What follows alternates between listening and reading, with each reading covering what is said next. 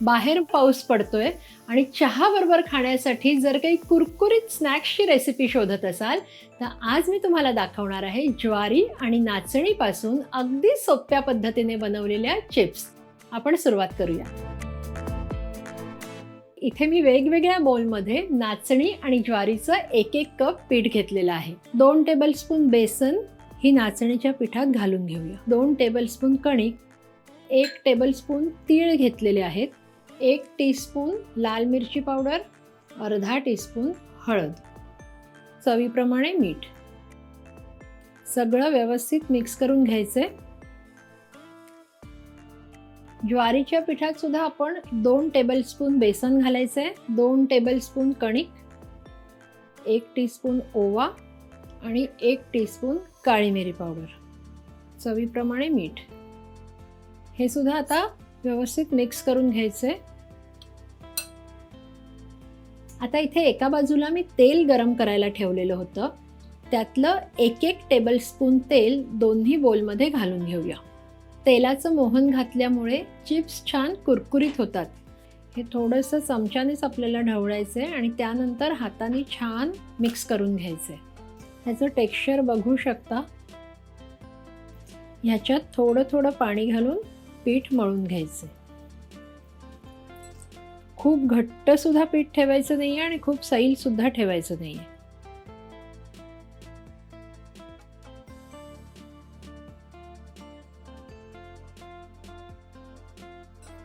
नाचणीचं पीठ मळून झालेलं आहे. अशाच प्रकारे आता ज्वारीचं पीठ सुद्धा आपण मळून घेऊया.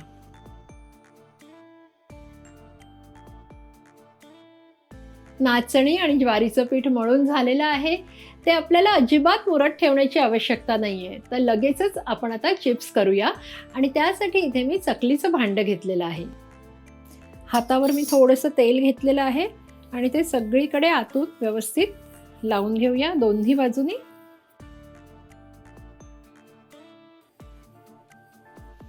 आता चिप्स करण्यासाठी आपण ही जाळी वापरणार आहोत.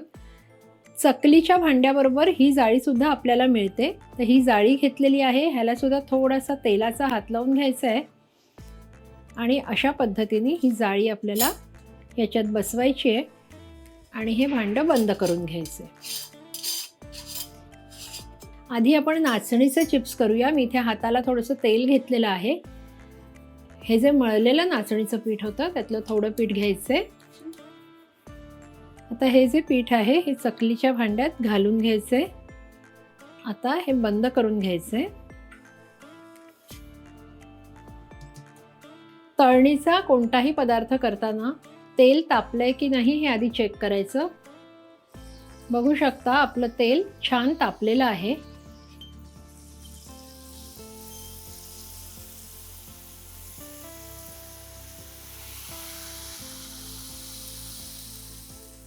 दोन्ही बाजूनी आपल्याला कुरकुरीत असे हे तळून घ्यायचे. उलटायची घाई करायची नाही. एका बाजूनी झाले की नंतरच उलटून घ्यायचे.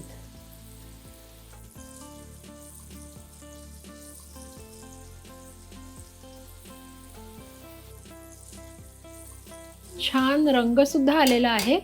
आता आपण हे काढून घेऊया. अशा प्रकारे सगळे चिप्स आपण तळून घेऊया.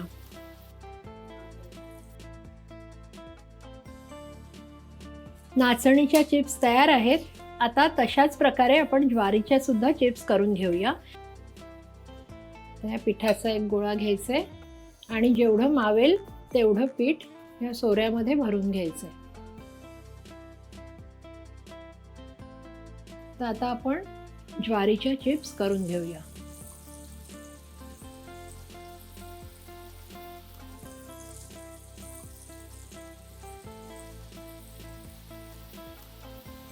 एका बाजूनी झाले की नंतरच उलटून घ्यायचे.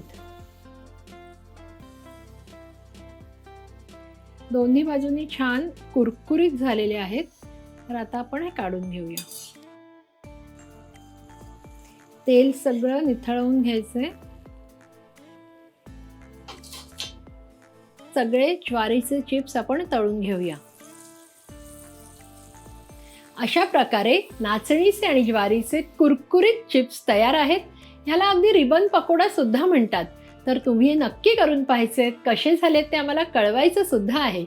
आणि अशाच छान छान रेसिपीजसाठी रुचकर मेजवानीला लाईक, शेअर आणि सबस्क्राईब करा. आपण पुन्हा भेटूया पुढच्या भागात.